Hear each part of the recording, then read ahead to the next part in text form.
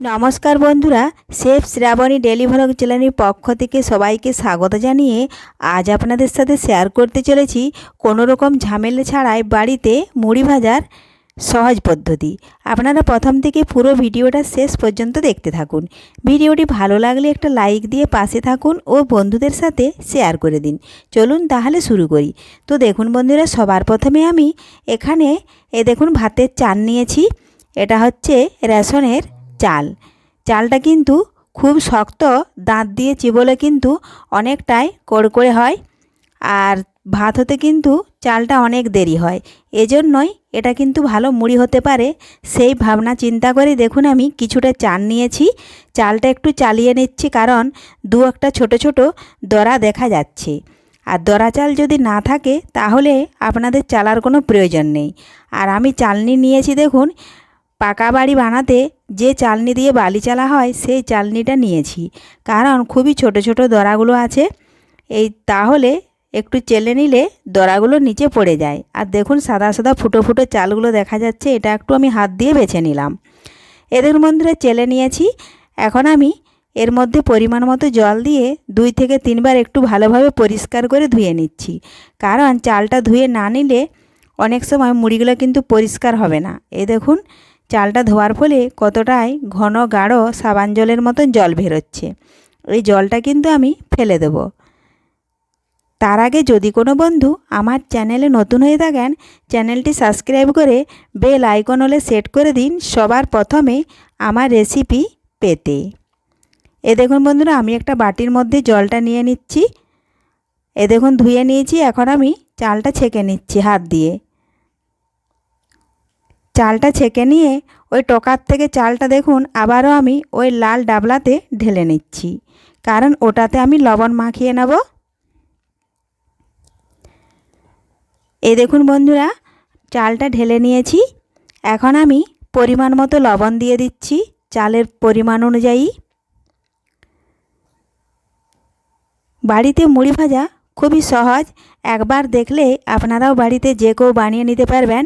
আর বাড়িতে মুড়ি ভাজিয়ে বা ভাজতে পারলে বা দোকান থেকে মেশিনের মুড়ি খাওয়ার কোনো প্রয়োজন হবে না। দেখুন বন্ধুরা, লবণ দিয়ে দিয়েছি। লবণটা আমি ভালোভাবে মাখিয়ে নিচ্ছি। বেশ কিছুক্ষণ সময় নিয়ে মাখিয়ে নিতে হবে, তা না হলে কিন্তু লবণটা চালের সাথে মিশে যাবে না। দেখুন এইভাবে মাখিয়ে নিচ্ছি। কিছুক্ষণ মাখিয়ে নেওয়ার পর পারলে আপনারা 1 চামচ সাদা তেল বা সরষের তেল দিয়ে দেবেন, তাহলে চালটা কিন্তু ভালোভাবে পিছলে পিছলে ভাব থাকে। চালটা কিন্তু লবণ মাখিয়ে আমি বেশ কিছুক্ষণের জন্য রেখে দেব, তাহলে লবণ জলটা টেনে চালটা অনেকটাই ঝরঝরে হয়ে যাবে। আর এই চালটা রোদে শুকনো করার কোনো প্রয়োজন হবে না। এটা কিন্তু জলটা ঝরঝরে হয়ে গেলেই চালটা আপনারা লাড়তে পারবেন। আর আমি এখানে কোনো রকম মাটির খোলা বা মাটির কড়াই ছাড়াই কিন্তু আমি এখানে লোহার কড়াইতে নেড়ে নেব চালটা, আর টিনের খোলাতে মুড়িটা ভেজে নেব। তো দেখুন বন্ধুরা, লবণ মাখিয়ে রেখেছিলাম। দেখুন কিছুক্ষণ রেখে দেওয়ার পরে জলটা টেনে গেছে আর চালটা কিন্তু খুব সুন্দর ঝরঝরে হয়ে গেছে। দেখুন, আর এই চালটা কোনো মতে রোদে দেওয়া যাবে না। রোদে যদি আমি দিয়েছি তাহলে কিন্তু চালের গায়ে খঁজ ধরে যাবে, তাতে কিন্তু মুড়ি হবে না, ভাঙা ভাঙা মুড়ি হবে। তো দেখুন বন্ধুরা, লোহার কড়াইয়ে চালটা নিয়ে নিয়েছি। এখন আমি হালকা আঁচে বেশ কিছুক্ষণ চালটা একটু নাড়াচাড়া করে নেব। চালটা একটু ভালোভাবে গরম করে নেব, আর গরম হয়ে গেলেই কিন্তু চালের কালারটা অনেকটা পরিবর্তন হয়ে আসবে, একটু লালচে ভাব হয়ে যাবে, তখনই কিন্তু নামিয়ে নিতে হবে। খুব বেশি যদি নাড়া হয়ে গেছে তাহলে কিন্তু মুড়ি হবে না, বালির মধ্যে মুড়ির চালটা দেওয়া মাত্র কিন্তু পুড়ে যাবে। দেখুন বন্ধুরা, চালটা লাল হয়ে এসছে। এখন আমি নামিয়ে নেব। আর নামিয়ে নেওয়ার পরে লোহার কড়াইটা কিন্তু অনেকক্ষণ গরম থাকবে, এজন্য নামিয়ে নেওয়ার পরেও আমি কিছুক্ষণ দেখুন এইভাবে চালটা নাড়ছি, তাহলে কিছুটা একটু ঠান্ডা হয়ে যাবে কড়াটা। দেখুন এইভাবে নাড়তে হবে। এদিকে আমি লোহার কড়াইটা নামিয়ে নিয়েছি, আর উনুনের মধ্যে টিনের খোলায় বালি দিয়ে বসিয়ে দিয়েছি, কারণ বালিটা ভালোভাবে গরম হতে থাকবে। হাত দিয়ে দেখে নিচ্ছি, চালটা কিন্তু এখনও গরম আছে, ধরা যাচ্ছে না। আপনারা যদি হাতে চাল না দিতে পারেন তাহলে কাপ কিংবা প্লেটে করেও চালটা নিতে পারেন। দেখুন বন্ধুরা, ঠান্ডা হয়ে এসছে। এদিকে দেখুন বালি দিয়েছি, বালি কিন্তু ভালোভাবে গরম হয়ে গেছে। আমি কিছুটা চাল দিয়ে দিলাম বালির মধ্যে, আর এই দেখুন কুচি দিয়ে এইভাবে নাড়াচাড়া করেই দেখুন মুড়িগুলো ফুটে উঠেছে। এই সময় মুড়ি ফোটা বন্ধ হয়ে গেলে আমি কিন্তু মুড়িগুলো কুচি দিয়ে দেখুন এইভাবে বের করে নিচ্ছি। আপনারা দেখুন তাহলে কতটা মুড়ি ভাজা সহজ, কোনো ঝামেলা ছাড়াই। তো দেখুন বন্ধুরা, আমি আবারও কিছুটা চাল দিয়ে দিয়েছি।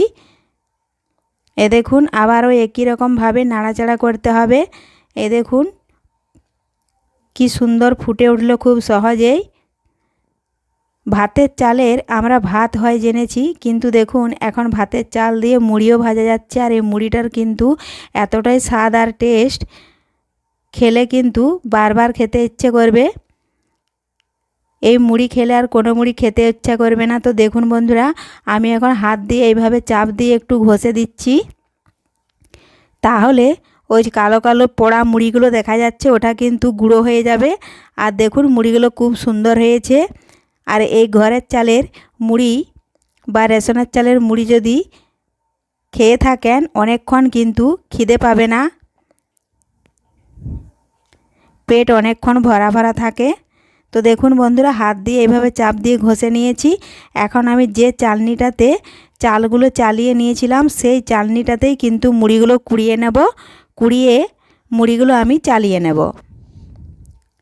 এই দেখুন বন্ধুরা, কুড়িয়ে নিয়েছি আর আবারও আমি হাত দিয়ে একটু ঘষে নিচ্ছি এইভাবে।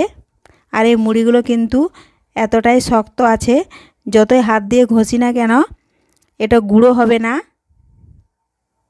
লাল চালের মতো অতটা গুঁড়ো হবে না। এই জন্য এই চালটার কিন্তু এক দুটি মুড়ি খেলেই পেট অনেকক্ষণ ভরা ভরা থাকে, খিদে খিদে ভাবটা থাকে না।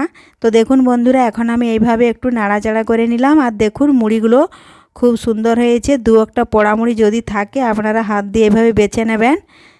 এখন আমি মুড়িগুলো ডাবলার মধ্যে কুড়িয়ে নেব। তো আজকের এই মুড়ি ভাজার ভিডিও আপনাদের ভালো লেগে থাকলে লাইক, শেয়ার, কমেন্ট করতে অবশ্যই ভুলবেন না বন্ধুরা। ধন্যবাদ। ফিরে আসছি আবারও পরের ভিডিওতে।